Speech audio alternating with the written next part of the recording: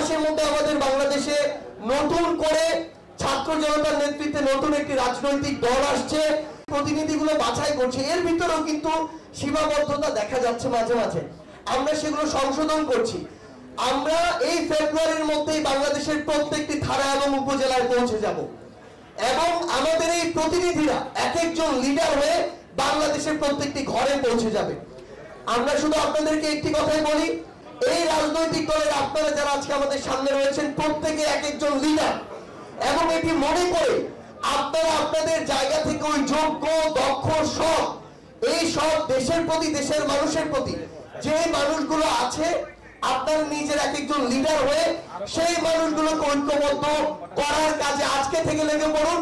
আমরা বিশ্বাস করি আমরা যদি ওই স্পিরিটটাকে সামনে নিয়ে আগামীর বাংলাদেশে কাজ করতে পারি, খুব বেশি দেরি নয়, আগামী বাংলাদেশের ছাত্র জনতার রায় আপনারা বাংলাদেশের সংসদে বাংলাদেশের জনগণের প্রতিনিধিত্ব করবেন। আমরা খুব স্পষ্ট করে বলেছি যে বাংলাদেশে ডান বামের যে বাইনারি আছে সেই বাইনারির মধ্যে আমরা করতে চাই না। বাংলাদেশে আমরা একটি মধ্যপন্থী রাজনীতি আমরা প্রতিষ্ঠা করতে চাই। বাংলাদেশে দীর্ঘ সময় ধরে যে ইসলাম বিদ্বেষের চর্চা হয়েছে তার বিরুদ্ধে আমরা রুখে দাঁড়াতে চাই। একই সাথে ইসলামের নামে হোক হিন্দুত্ববাদের নামে হোক যে কোনো ধরনের উগ্রতাকে আমরা পরিহার করতে চাই, তার বিরুদ্ধে আমরা আমাদের শক্ত অবস্থান আমরা নিতে চাই। বাংলাদেশের মানুষের আবেগ অনুভূতির প্রতি জাতীয় নাগরিক কমিটির অন্তরের অন্তঃস্থল থেকে শ্রদ্ধাবোধের জায়গা রয়েছে। আমরা বিশ্বাস করি বাংলাদেশের মানুষের অধিকার, বাংলাদেশের মানুষের মর্যাদা, বাংলাদেশের মানুষের ন্যায্য যত পাওনা সব পাওনার জন্য নাগরিক কমিটি তার কণ্ঠ জারি রাখবে। আশা করব পরবর্তীতে যারা সাংবাদিক ভাইয়েরা আছেন তারাও সংবাদ প্রকাশের ক্ষেত্রে সতর্ক থাকবেন।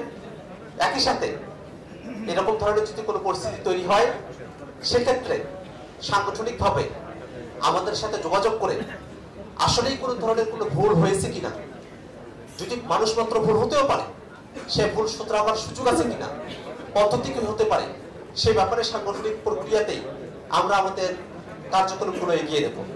আশা করছি বাংলাদেশের মানুষের মুক্তির লড়াইতে আপনারা যেভাবে যুক্ত হয়েছেন সেই যুক্ততা আরো বাড়বে এবং জাতীয় নাগরিক কমিটি এবং সামনের দিনে ছাত্র তরুণদের নেতৃত্বে যে রাজনৈতিক দল আসছে বাংলাদেশের মানুষের পক্ষে এদেশের কৃষ্টি কালচার, এদেশের ইতিহাস ঐতিহ্যকে ধারণ করেই রাজনীতি করে যাবে।